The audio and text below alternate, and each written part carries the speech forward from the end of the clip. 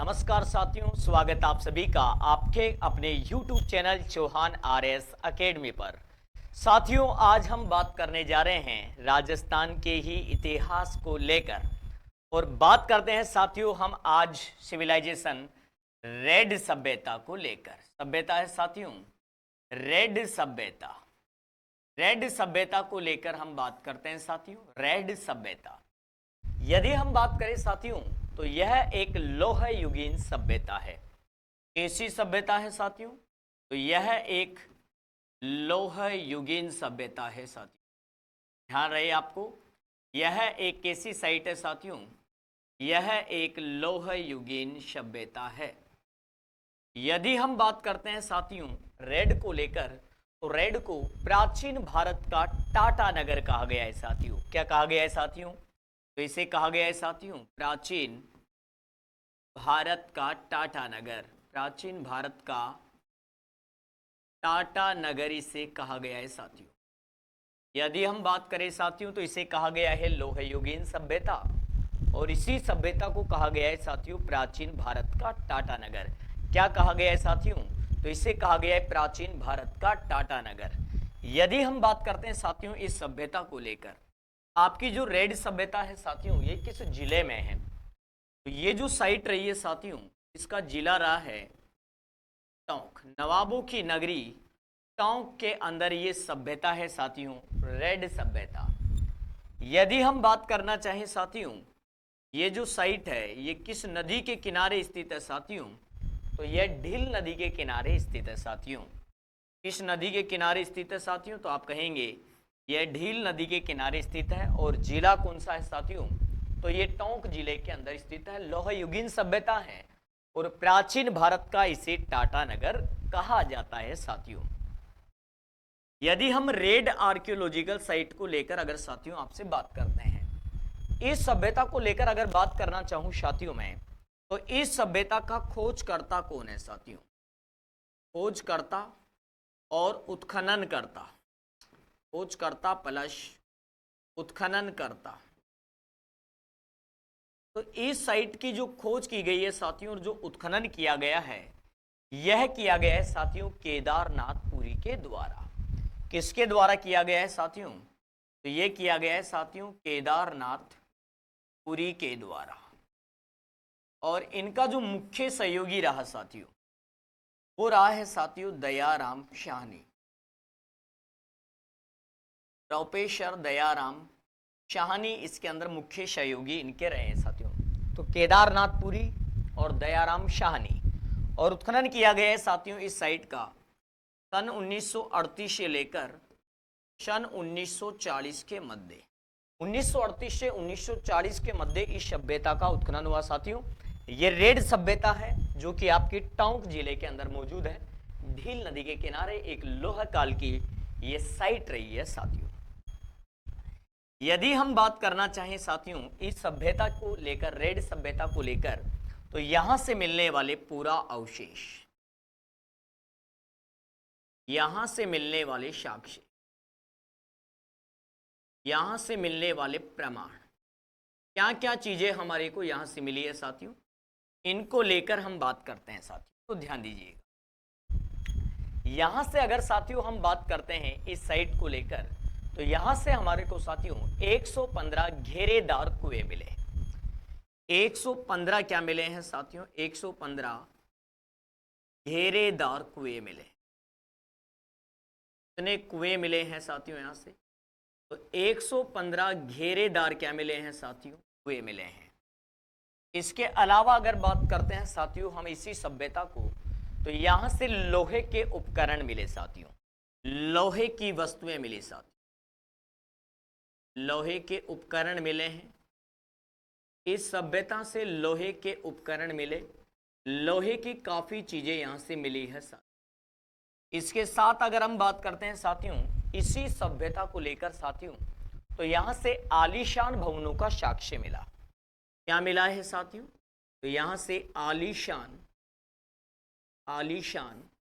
भवनों का साक्ष्य मिला। आलीशान भवनों का मिला है साथियों यहां से साक्ष्य। आलीशान भवनों का साथियों यहां से मिला है साक्ष्य। आलीशान भवनों का यहां से क्या मिला है साथियों, साक्ष्य मिला है। 115 घेरदार कुएं मिले हैं, लोहे के साथियों उपकरण मिले हैं, आलीशान भवनों के क्या मिले हैं साथियों, साक्ष्य मिले हैं। इसी के अलावा इस साइट की बात करें साथियों तो देखिएगा, यहां से मिलने वाले साक्ष्यों की अगर बात करें साथियों तो यहां से हमारे को 3075 सिक्के मिले चांदी के साथियों, चांदी के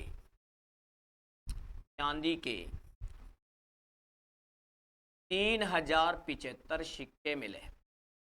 चांदी के क्या मिले साथियों, 3075 सिक्के मिले। सिल्वर कॉइन्स मिले हैं साथियों, कितने साथियों, 3075 यहां से चांदी के सिक्के हमारे को प्राप्त हुए हैं। और ये जो सिक्के हमारे को प्राप्त हुए हैं साथियों, ये एशिया में चांदी के सिक्कों का सबसे बड़ा भंडार मिला है। इससे ज्यादा एशिया में एक स्थान पर चांदी के इतने सिक्के प्राप्त नहीं हुए हैं। एशिया में ये चांदी के सिक्कों का साथियों सबसे बड़ा भंडार माना जाता है। यह प्रश्न कई बार एग्जाम में पूछा जाता है साथियों, ध्यान रखिएगा। एशिया में चांदी के सिक्कों, एशिया में चांदी के सिक्कों का सबसे बड़ा भंडार मिला। सिक्कों का, एशिया में चांदी के सिक्कों का सबसे बड़ा भंडार मिला। क्या मिला साथियों, सबसे बड़ा भंडार मिला। यहां पर एशिया में चांदी के सिक्कों का क्या मिला है साथियों, सबसे बड़ा भंडार मिला है। कहां से साथियों, तो आप कहेंगे इस सभ्यता से। इन सिक्कों की अगर बात करें साथियों तो यह देखिएगा, यह सिक्के मित्र व अपोलोडोटस के खंडित सिक्के थे, या मिस्र व अपोलोडोटस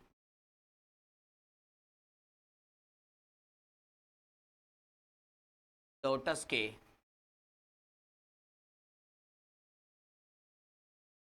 खंडित सिक्के के साथ मिले हैं।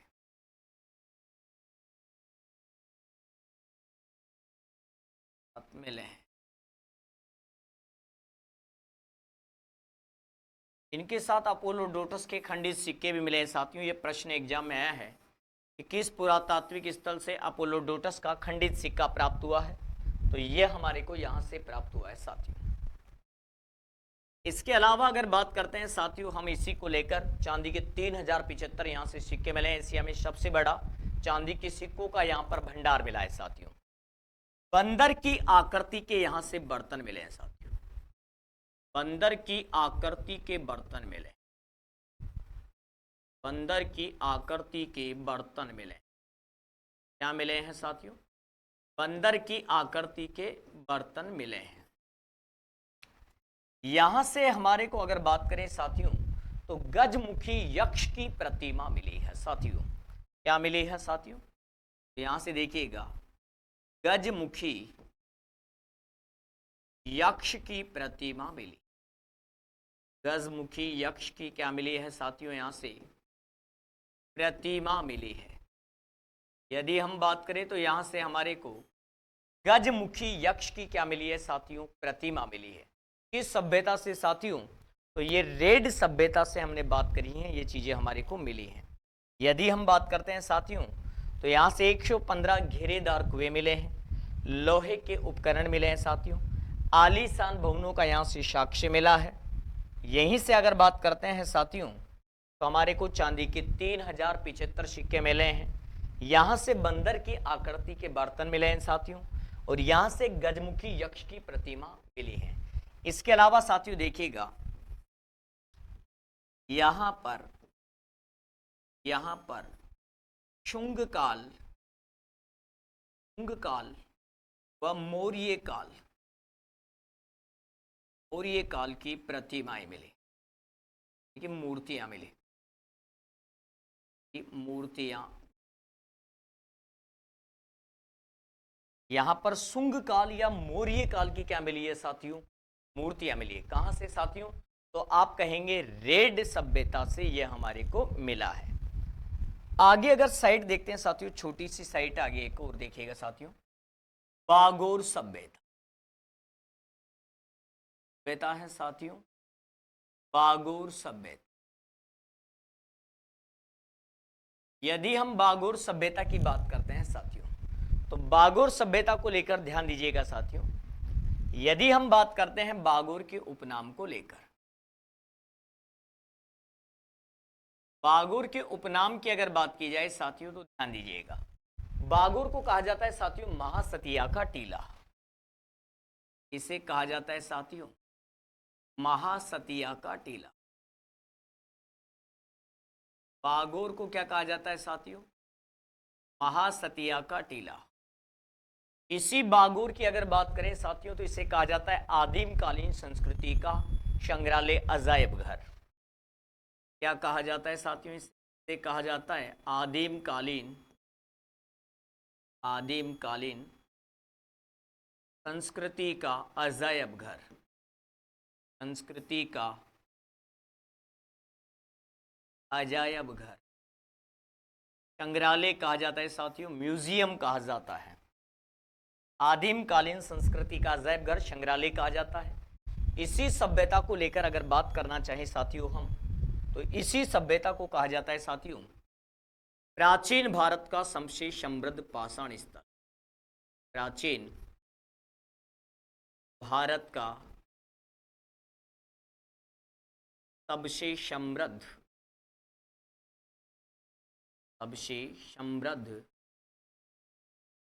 पाषाण स्थल।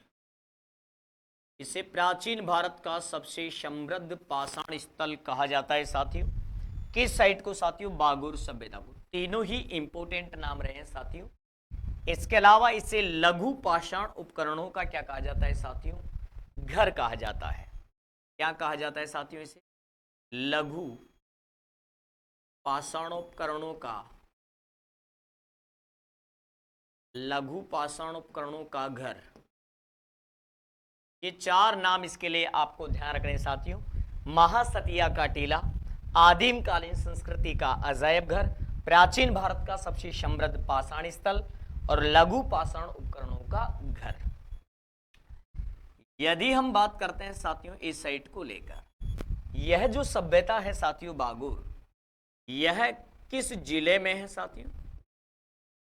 तो यह भीलवाड़ा जिले में है साथियों। किस जिले में है साथियों? ये तो आप कहेंगे ये भीलवाड़ा जिले में है। और यदि हम साथियों बात करें ये किस रिवर के किनारे हैं, नदी के किनारे हैं, तो नदी रही है साथियों कोठारी। किस नदी के किनारे हैं साथियों ये? तो आप कहेंगे ये कोठारी नदी के किनारे स्थित है। किस नदी के किनारे साथियों? कोठारी नदी के किनारे स्थित है। किस काल से संबंधित है साथियों? तो देखिएगा, इंपोर्टेंट लगा दीजिएगा इस पर। यह जो साइट है साथियों, एक तो इस पर लगाई इंपोर्टेंट, और एक प्राचीन समृद्ध पाषाण स्थल रहा है, दोनों इंपोर्टेंट है। और तीसरा फैक्ट यह है, यह जो सभ्यता है साथियों, ये मेसोलिथिक टाइम से संबंधित है, पीरियड से संबंधित है, यानी कि ये मध्य पाषाण काल से संबंधित है। यह मध्य पाषाण काल से संबंधित, ये मध्य पाषाण काल से संबंधित है। ये प्रश्न आया हुआ है साथियों, किस काल से संबंधित है ये? तो ये मध्य पाषाण काल से संबंधित है, मेसोलिथिक पीरियड से संबंधित है साथियों। ये इस साइट की अगर हम बात करते हैं साथियों, बागोर आर्कियोलॉजिकल साइट की, तो इस सभ्यता की जो खोज करने का श्रेय दिया जाता है, इसका जो खोजकर्ता माना जाता है साथियों, इस सभ्यता का खोजकर्ता, तो इस सभ्यता का जो खोजकर्ता माना गया है ना साथियों, ये खोजकर्ता किससे माना गया है साथियों? तो इस सभ्यता का खोजकर्ता माना गया है साथियों, ध्यान दीजिएगा। इस सभ्यता के खोजकर्ता जो है साथियों बागोर आर्कियोलॉजिकल साइट के, वो है वीएन मिश्र, वीरेंद्र नाथ मिश्र। वीरेंद्र नाथ मिश्र ने इस सभ्यता की खोज करी साथियों, और इन्हीं के द्वारा इस साइट का पहली बार उत्खनन किया गया। खनन कर, और ये साथियों खोज करी इन्होंने 1967-68 में, और फिर बाद में उत्खनन में इनका सहयोग किया। खननकर्ता, इनके सहयोगियों समेत लिखूंगा साथियों मैं नाम यहां पर। एक तो है साथियों VN मिश्र, एक है साथियों LH लेशनिक, और एक है साथियों विजय कुमार।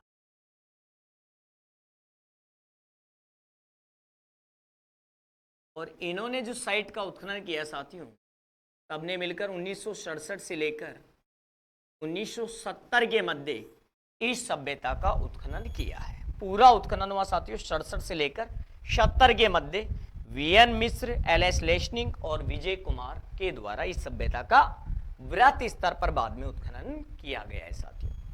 आगे अगर हम देखना चाहें साथियों इसी साइट को लेकर, तो ध्यान दीजिएगा, यहां से मिलने वाले पूरा अवशेष, यहां से मिलने वाले साक्ष्य, यहां से मिलने वाले प्रमाण, क्या क्या चीजें हमारे को यहां से मिली है, तो ध्यान दीजिएगा साथियों। यहां के प्रथम 3 स्तर पर उत्खनन हुआ साथियों। स्तर कितने हैं यहां से? 3 स्तर पर उत्खनन हुआ, 3 स्तर पर उत्खनन हुआ।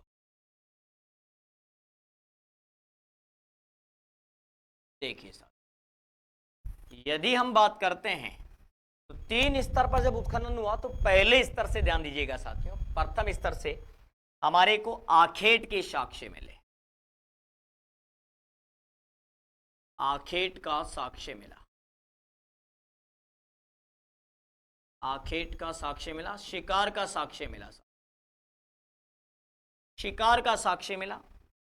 यहीं से पत्थर के उपकरण मिले साथियों, पत्थर के उपकरण मिले, पत्थर के उपकरण मिले हैं साथियों, स्टोन के उपकरण मिले हैं,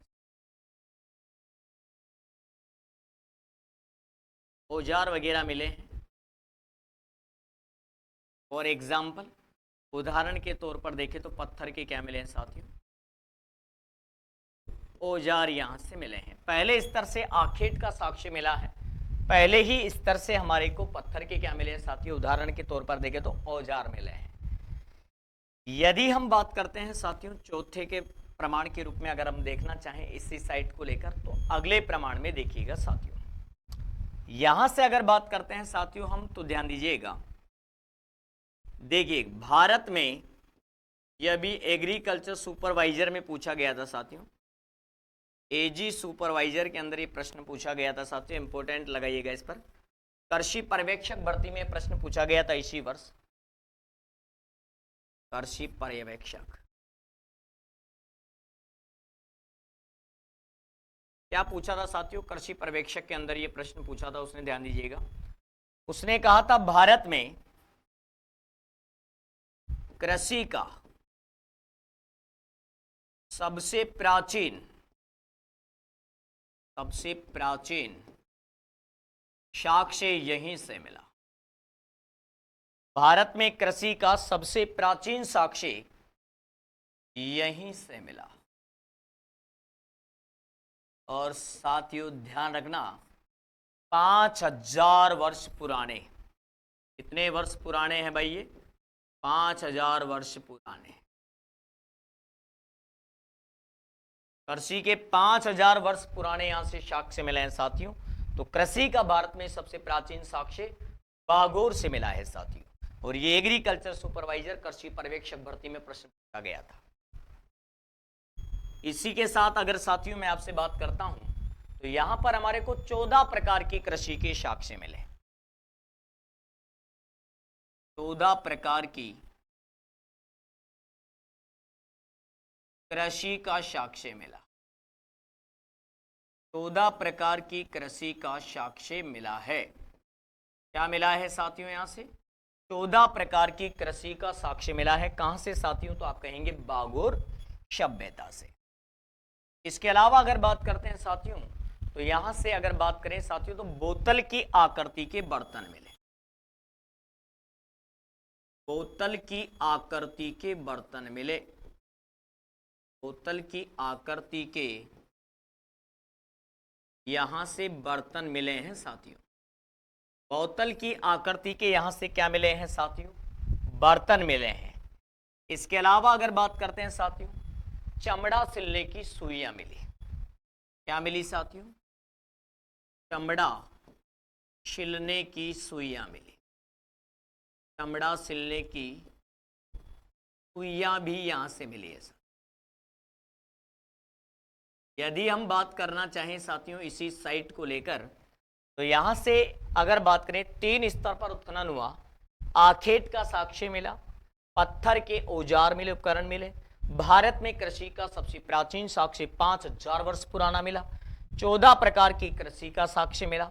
बोतल की आकृति के बर्तन मिले और चमड़ा सिलने की साथियों यहां से क्या मिली है हमारे को? सुइयां मिली है। किस सभ्यता से मिली है साथियों? ये सारे के सारे साक्ष्य हमारे को बागोर सभ्यता से मिले हैं। कहां से मिले हैं साथियों? बागोर सभ्यता से मिले हैं। इसके अलावा देखिएगा साथियों, अगर हम आगे बात करते हैं नेक्स्ट, तो देखिएगा 5 मानव कंकाल मिले। 5 मानव कंकाल मिले। इसके अलावा 5 पक्षियों के कंकाल मिले। 5 पक्षी कंकाल मिले।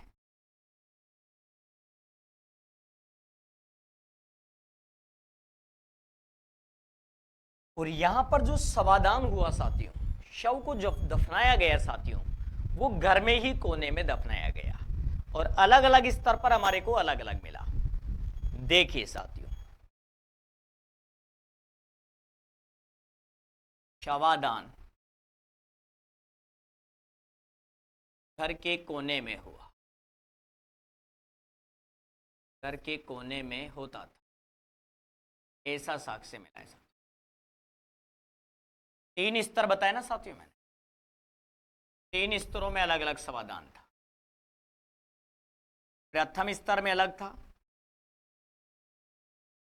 द्वितीय स्तर में अलग था और तृतीय स्तर में अलग था।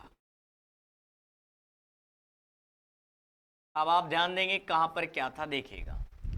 पहले स्तर के अंदर क्या था साथियों? पश्चिम से पूरब की ओर दफनाया गया है। पश्चिम से पूरब दिशा के अंदर अपनाया गया है, मतलब दफनाया गया है शव को, कंकाल को।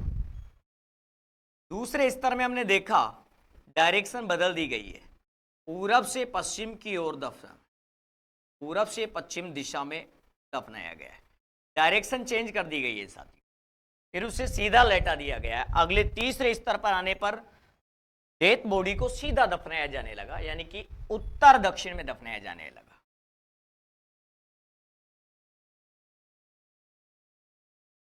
उत्तर दक्षिण। शवादान को लेकर अगर बात करते हैं साथियों, 5 मानव के कंकाल मिले हैं, 5 पक्षियों के कंकाल मिले हैं। शवादान घर के कोने में किया जाता था। प्रथम स्तर में पश्चिम पूर्व में मिला है, द्वितीय स्तर के अंदर पूर्व पश्चिम दिशा में मिला है और तीसरे स्तर में साथियों उत्तर दक्षिण दिशा के अंदर जो शवादान किया गया है उसको देखने को हमारे को साक्ष्य मिले हैं। तो ये भिन्न भिन्न प्रकार के साथियों शवादान यहाँ पर किए गए हैं, जिनका हमने एक एक प्रमाण यहाँ पर देखा है। तो ये थी साथियों अपनी ये सभ्यता, जिसमें हमने रेड और बागोर सभ्यता को लेकर बात करी। अगली बात करने वाले हैं साथियों हम नेक्स्ट क्लास में। आज के लिए इतना ही काफी है साथियों। जय हिंद, जय भारत। मिलते हैं बहुत जल्द।